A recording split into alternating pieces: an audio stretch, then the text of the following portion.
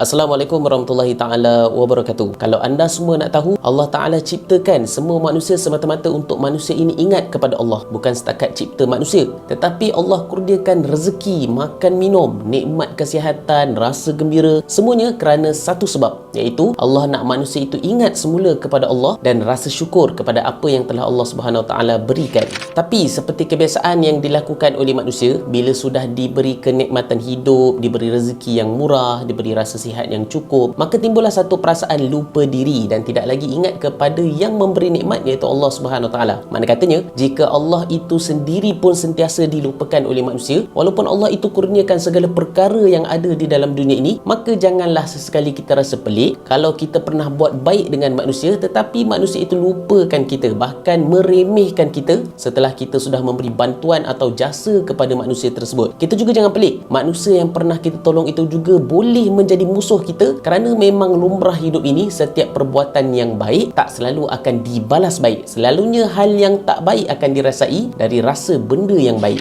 Sebab itu Allah Subhanahu Wa Taala berfirman, mafhumnya manusia ini tidak akan mencaci dan mencela setelah diberi kesenangan oleh Allah Subhanahu Wa Taala dengan kurniaan yang besar. Maksudnya dekat sini, memang lumrah manusia ini bila dah ditolong, diberi bantuan, pasti akhirnya mereka akan membalas dengan keburukan balik kepada mereka yang menolong. Jika tidak, mana mungkin ada kisah anak Kusazali, kisah si Tanggang, dan semua kisah-kisah ini adalah adaptasi dari lumrah sifat manusia apabila susah diberi bantu dan bila dah senang lupa diri. Baiklah, apa yang saya kongsikan ini bukanlah nak ajak pendengar untuk tidak berbuat baik kepada manusia, tetapi nak bagi ingat bahawa setiap apa yang kita lakukan sebenarnya kepada manusia, sama ada menolong atau berbuat baik, jangan sama sekali kita mengharapkan balasan atau pujian dari manusia. Sememangnya tidak akan dapat dibalas melainkan dengan izin Allah Subhanahu Taala sahaja. Sebaliknya, yang perlu kita ingat adalah segala perkara yang kita lakukan atau bagi khidmat kepada manusia itu hendaklah semata-mata kerana Allah Subhanahu Wa Taala. Sebab Allah Subhanahu Taala sahaja yang maha membalas segala kebaikan di dunia dan akhirat. Buat segala amal kerana Allah, pasti dan semestinya Allah akan balas. Firman Allah Subhanahu Wa Taala, mafhumnya orang beriman itu memberi makan kepada orang susah atau buat sesuatu amal itu semata-mata kerana Allah Subhanahu Wa Taala.